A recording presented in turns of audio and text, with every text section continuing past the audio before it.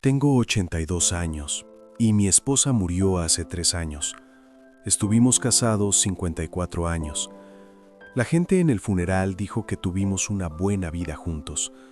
No mentían exactamente, pero no conocían la verdad. Ni siquiera yo la conocí hasta que ella ya no estaba. Te cuento esto porque pasé la mayor parte de mi vida creyendo que estaba haciendo todo bien.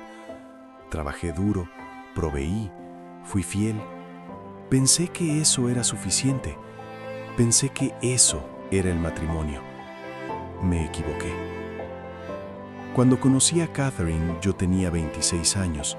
Ella tenía 24. Trabajaba en una biblioteca en el centro. Yo iba allí a leer el periódico después del trabajo, más que nada porque mi apartamento estaba demasiado silencioso y no me gustaba cenar solo. Ella tenía una forma de moverse por la sala que hacía que todo se sintiera más quieto, tranquilo de algún modo, como si el mundo se ralentizara cuando ella estaba cerca. Empezamos a hablar, cosas pequeñas al principio, recomendaciones de libros, el clima, luego conversaciones más largas. Ella me contaba sobre la gente que entraba, los habituales, los que sacaban los mismos misterios cada semana. Yo le contaba sobre mi trabajo, sobre los clientes que me volvían loco, sobre mis planes para el futuro. 6 meses después, le propuse matrimonio. Nos casamos ese otoño en una pequeña ceremonia en la iglesia. Su madre lloró, mi padre me estrechó la mano y me dijo que era afortunado. Yo sabía que lo era.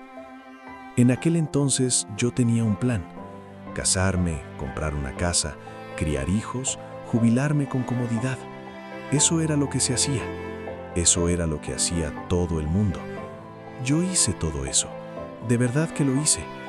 Pero en algún punto, en medio de ir marcando esas casillas, olvidé prestar atención a la persona con la que lo estaba haciendo todo. La cuestión es que no pasó de golpe. No hubo una gran pelea, ni traición, ni un momento en que todo se derrumbara. Fue más pequeño que eso, más silencioso, como la erosión. No notas que está ocurriendo hasta que el suelo cede. Yo trabajaba en ventas. Buen trabajo, dinero decente, pero significaba largas horas. Salía de casa a las 7 de la mañana, a veces antes. Volvía a casa a las 7 de la noche, a veces más tarde. Catherine tenía la cena lista. Asado los lunes, pollo los miércoles. Ella mantenía un horario. Ella mantenía todo funcionando. Yo comía, le decía que la comida estaba buena, miraba las noticias, me iba a la cama. Esa era la rutina, 5 días a la semana, a veces 6. Los domingos íbamos a la iglesia, volvíamos a casa, yo cortaba el césped o arreglaba lo que hiciera falta. Pensaba que estaba siendo responsable, pensaba que estaba siendo un buen esposo. A veces intentaba hablar conmigo, sobre su día, sobre algo que había leído en un libro, sobre los niños y lo que estaban aprendiendo en la escuela. Yo escuchaba, más o menos, pero siempre estaba medio en otro lugar, pensando en un trato que estaba cerrando, en las cuentas que teníamos que pagar, en el grifo que goteaba en el baño de arriba, en lo siguiente de la lista. Yo asentía, decía ajá en los momentos correctos, pero no estaba realmente allí, y ella lo sabía. Eso lo puedo ver ahora. Ella lo sabía entonces también, pero aún así seguía intentándolo. Tuvimos 2 hijos, Daniel y Amy. Los amaba, de verdad, pero no estaba mucho cuando eran pequeños. Estaba construyendo una carrera, subiendo peldaños, asegurándome de que tuviéramos suficiente dinero, una buena casa, un vecindario seguro. Pensaba que eso era lo que hacían los padres: proveer, proteger, asegurarse de que la base fuera sólida. Me perdí las primeras palabras de Daniel. Yo estaba en una conferencia en Chicago. Catherine me llamó esa noche para decírmelo, emocionada, y recuerdo sentirme orgulloso. Pero también recuerdo sentir alivio de que la conferencia estuviera saliendo bien, de que el cliente hubiera dicho que sí. Eso parecía importante en ese momento. Me perdí el recital de ballet de Amy cuando tenía 7 años. Tuve que trabajar hasta tarde. Catherine tomó fotos, me las mostró cuando llegué a casa. Amy con su trajecito rosa, sonriendo a la cámara. Dije que se veía hermosa. Lo decía en serio, pero no estuve allí para verla bailar, y ella lo sabía. No dijo nada, simplemente se fue a su habitación. Esos momentos parecían pequeños, desafortunados, pero inevitables. Yo tenía responsabilidades, tenía un trabajo que hacer. Pensaba que lo entenderían cuando crecieran. Pensaba que verían que lo hacía por ellos. Una vez Catherine me preguntó si podíamos hacer un viaje, solo los dos. Esto fue quizá 20 años después de casarnos. Los niños estaban en secundaria. Daniel tenía 16, Amy 14. Eran suficientemente grandes para quedarse con la hermana de Catherine un fin de semana. Ella quería ir a la costa. Había encontrado una posadita justo frente al agua. Me mostró un volante. Tenía la foto de una casa blanca con contraventanas azules, un porche con vista al océano. Dijo que se veía tranquilo. Dijo que podríamos simplemente sentarnos y mirar las olas, leer libros, hablar. Yo dije que lo haríamos más adelante. El trabajo estaba pesado. Yo estaba por un puesto. Teníamos gastos. Daniel estaba mirando universidades, y esas no eran baratas. No parecía el momento adecuado. Nunca fuimos. Recuerdo que ella no discutió, solo asintió. Dobló el volante y lo guardó en un cajón, en alguna parte. Yo no volví a pensar en eso. Tenía cosas que hacer. El puesto sí llegó. Sí pagamos la universidad de Daniel. Todo eso pasó. Pero nunca hicimos el viaje. Así fue durante años. Momentos pequeños, peticiones pequeñas. Me pedía que me sentara con ella después de cenar, solo sentarnos y hablar. Yo decía que tenía que terminar unos papeles. Ella sugería que saliéramos a caminar por el vecindario. Yo estaba demasiado cansado. Empezaba a contarme una historia sobre su día y me daba cuenta a mitad de camino que no había escuchado una palabra, que había estado pensando en otra cosa por completo, y tenía que pedirle que lo repitiera.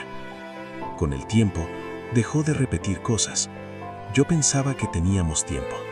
Pensaba que llegaríamos a todo eso después, cuando el trabajo se calmara, cuando me jubilara, cuando los niños fueran grandes y se fueran de casa, y ya no tuviéramos que preocuparnos por ellos, cuando la vida no estuviera tan ocupada. Los niños crecieron. Daniel fue a la universidad, consiguió trabajo en otro estado, se casó. Amy hizo lo mismo. Venían en las fiestas, llamaban en los cumpleaños, pero tenían sus propias vidas, sus propias familias. Así debe ser. Yo estaba orgulloso de ellos. Me jubilé a los 65. De repente tenía todo el tiempo del mundo. No más madrugadas, no más noches largas, no más clientes, ni plazos, ni conferencias. Pensé, por fin podemos hacer esas cosas que Catherine quería. Trabajar, hablar, estar juntos en la manera en la que yo estaba demasiado ocupado para estar antes. Pero Catherine era distinta para entonces. No enojada, no fría, solo distante, como si se hubiera mudado a un lugar al que yo no podía llegar y yo no tenía el mapa para encontrarla. Yo sugería cosas, un viaje a la costa, por fin, un buen restaurante en el centro, un fin de semana en esa posada, si todavía existía. Ella decía que sí, y íbamos, pero se sentía como cumplir con un trámite. Nos sentábamos frente a frente en la cena e intentaba iniciar una conversación. Le preguntaba por su libro, por el jardín, si había hablado con Amy recientemente. Ella respondía, políticamente, brevemente, y luego había silencio. No un silencio cómodo, el tipo de silencio que se llena de todas las cosas que debiste haber dicho años antes. No lo entendía. Pensaba, estoy aquí ahora, estoy intentando, estoy preguntando, estoy prestando atención. ¿Por qué no funciona esto? Me tomó años verlo. Ella ya había pasado décadas intentándolo. Ya me había pedido que estuviera presente, que escuchara, que la viera. Y yo había dicho después, una y otra vez. Después, para cuando yo estuve listo, Ella dejó de esperar. Se construyó una vida sin mí adentro, aunque vivíamos en la misma casa. Tenía sus libros, su jardín, sus amigas de la iglesia. Había aprendido a estar sola hacía tiempo, y yo se lo enseñé. Yo le enseñé que yo no iba a aparecer, no en verdad, así que dejó de esperarme. Vivimos así durante años, así como compañeros de piso, educados, cordiales, pero no cercanos, no conectados. A veces la observaba, trabajando en el jardín o leyendo en el porche, y sentía este dolor en el pecho, como si hubiera perdido algo pero no podía recordar qué era ni dónde lo había dejado. Enfermó cuando tenía 75, cáncer. Lo detectaron tarde, ya se había expandido, le dieron un año, quizá menos.